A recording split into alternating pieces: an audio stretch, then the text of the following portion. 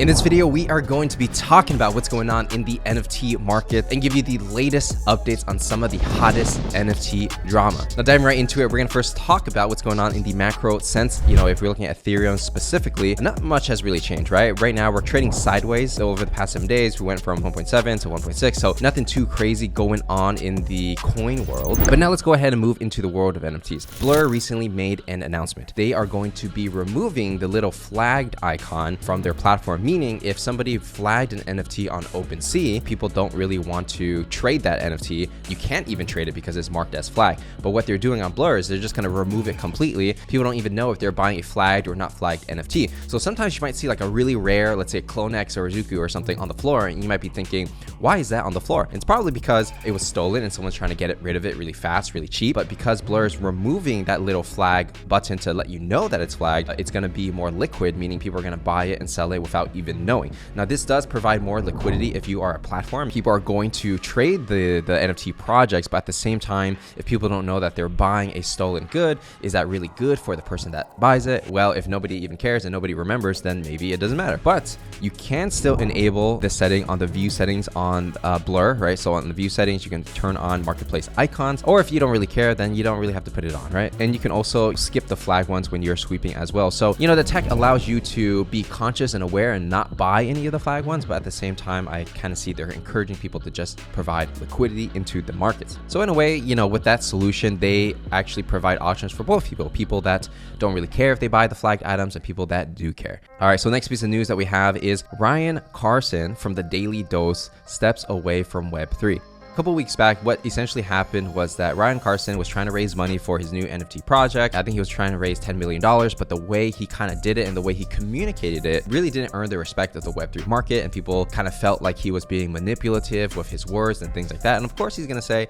oh no, it was just a miscommunication. But even so, that's what the market believes. And if that's what the market believes, then it's going to be difficult for them to trust you and give you their money for your project, right? And so because of that, and I guess a lot of the FUD that he's been experiencing, he's going to be stepping away from the Daily Dose, which was the kind of Twitter spaces that he was doing. It's kind of like a podcast style where he talks about NFTs. And what he's doing is he's handing it over to Zeneca. Now, Zeneca is someone who creates educational content in NFTs. He also does his own kind of like Twitter spaces as well, not as popular as the Daily Dose.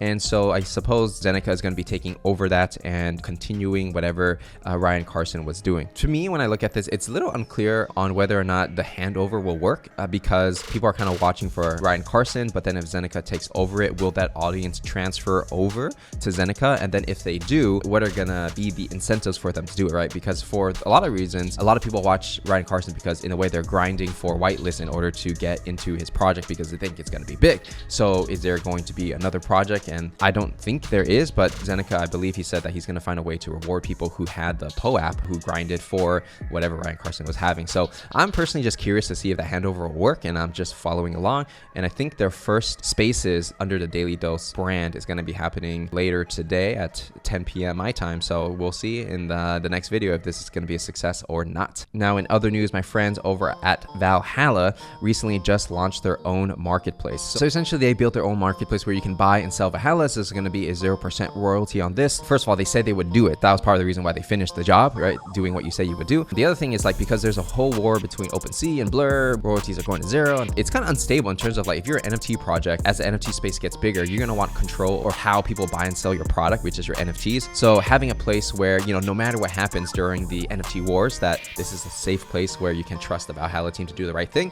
I can understand that narrative going on. Now, the question I have is that, yes, it's a cool narrative. Yes, the platform does work and it is an alternative to OpenSea and Blur, but I'm just curious to see like how many people will use it versus, you know, just buying it on Blur or buying it on OpenSea, because more people are used to that. So I think switching platforms of what people are used to is kind of difficult unless you have some kind of incentive. But, you know, in another sense, you know, the fact that Valhalla built this shows their team's competency that they can actually build things in the Web3 space. So that's kind of impressive. And perhaps in the future, you know, if this is a success, you're probably going to see more people do their own marketplace. I believe Goblin Town actually did their marketplace, but that didn't really take off too much. But we'll see how the trends change in the future. But really, it's all about the teams that are able to adapt and do these kind of things, whether they work or not. It's all kind of experiments, just having the team and the funds to do different things and adapt to the market. market. That's really the key that I personally look at when it comes to evaluating an NFT project. Now, speaking of evaluating NFT projects, as we mentioned in the previous video, ON1 Force was recently bought out by a large VC fund. The original founders are gone. Now they are trying to revive this brand. So they successfully negotiated a full buyout from the founders. They brought back these two people over here back as creative advisors to help with the original artwork for ON1 Force. Great. Retained Starlordy as CEO. And then the rest of this part is going to be like more IP building from the art and storytelling and everything like that. So they're hiring more people. So they have William Tong, who is the strategic officer. It seems like their whole mission over here is one, they're going to try to rebuild trust, have good art, and then they're going to try to build a home for artists. So reading this whole thing, long story short,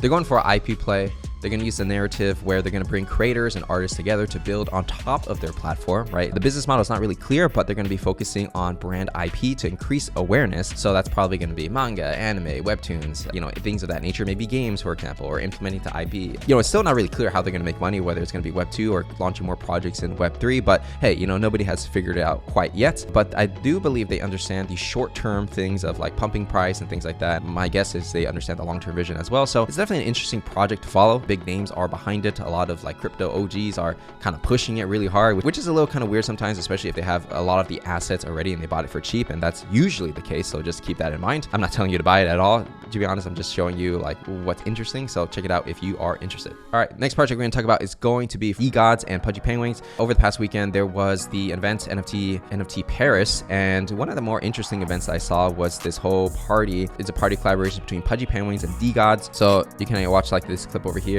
people partying, and then it's all dudes, whatever, but then at the same time these dudes have a lot of buying power, so it is what it is. A lot of people are comparing this to like early Bored Ape Yacht Club days, and if enough people believe in the mission, they want to bring more awareness to the brand, and I definitely can understand it, right? So they definitely have a target demographic that they're definitely going for, and it's working. I mean, I think for both of those projects, degods and Youths and Pudgy Penguins, they're definitely crushing it in the short-term narrative right now. So really curious to see how they're going to take this long-term for sure, right? So definitely an interesting case study to watch out for. And so with that said, that's everything we got to cover for this video. If you enjoyed it, make sure to give it a like, subscribe, turn on notifications, and I will see you in the next one.